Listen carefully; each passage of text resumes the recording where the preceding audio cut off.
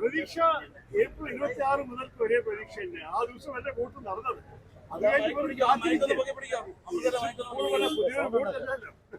26-ാം തീയതി ജനങ്ങൾ തീരുമാനം തന്നെ. ഞങ്ങൾക്ക് നല്ല പ്രതീക്ഷയുണ്ട്. ഞങ്ങളുടെ നല്ലൊരു കംഫർട്ടബിൾ വിജയമായിരിക്കും. ഒരു സംശയമില്ല ഞങ്ങളുടെ മനസ്സിൽ. ഞാൻ രാവിലെ വോട്ട് ചെയ്ത ശേഷം നമ്മുടെ ഈ തിരുവനന്തപുരം പാർലമെന്റ് മണ്ഡലത്തിലെ എല്ലാ മുക്കിലും പോയി ഞാൻ നോക്കി ആൾക്കാരെ കണ്ടു. നമ്മുടെ പാർട്ടി പ്രവർത്തകരുടെ പ്രവർത്തനം, അവര് കുടുംബത്തിലിരിക്കുന്ന, അവര് ഈ മേശപ്പൊക്കെ ഇരിക്കുന്ന എന്താണ് ജനങ്ങളുടെ റിയാക്ഷൻ അവർ കാണുന്നത്. മറ്റേവരുടെ മേശയിൽ നോക്കി കാണാൻ സാധിച്ചു. നമ്മൾക്കറിയാം ആരാണ് ജയിച്ചിരിക്കുന്നത്. നമുക്ക് ഒരു ഭയമില്ല, ഒരു വേർപ്പുമില്ല. ജനങ്ങളോട് പറയട്ടെ, ഇന്ത്യ മുന്നണിയുടെ പ്രതീക്ഷ എത്രത്തോളമാണ് ഈ അവസാന മണിക്കൂർ? മുന്നണി ഇന്നലെ ഡൽഹിയിൽ കൂടിയിട്ട് അവരെന്നെ പറഞ്ഞു 295 ആണ് അവരുടെ കണക്ക്. അതിൽ കോൺഗ്രസ് പാർട്ടിക്ക് ഒരു വലിയൊരു ഭാഗമുണ്ടാവും. പക്ഷെ മറ്റേവരും നന്നായി ഇറങ്ങിയിട്ടുണ്ടെന്ന് മനസ്സിലാക്കിയിട്ടാണ് അവരുടെ കണക്ക് പ്രകാരം 295 കോൺഗ്രസ് അധ്യക്ഷനായ മല്ലികാർജുൻ ഖർഗെ പ്രഖ്യാപിച്ചു.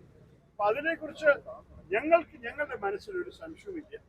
ഞാൻ തന്നെ 12 സംസ്ഥാനത്ത് പോയി പ്രചരണം ചെയ്ത ശേഷം ഞാൻ എല്ലാവരെയും കണ്ട സ്ഥിതിയല്ല ഞാൻ ഈ എക്സിറ്റ് പോൾസ് കാണുന്നത്. ഈ എക്സിറ്റ് പോൾസ് എന്തിന്റെ അടിസ്ഥാനത്തിൽ വന്നിരിക്കുന്നത് എനിക്കറിയില്ല.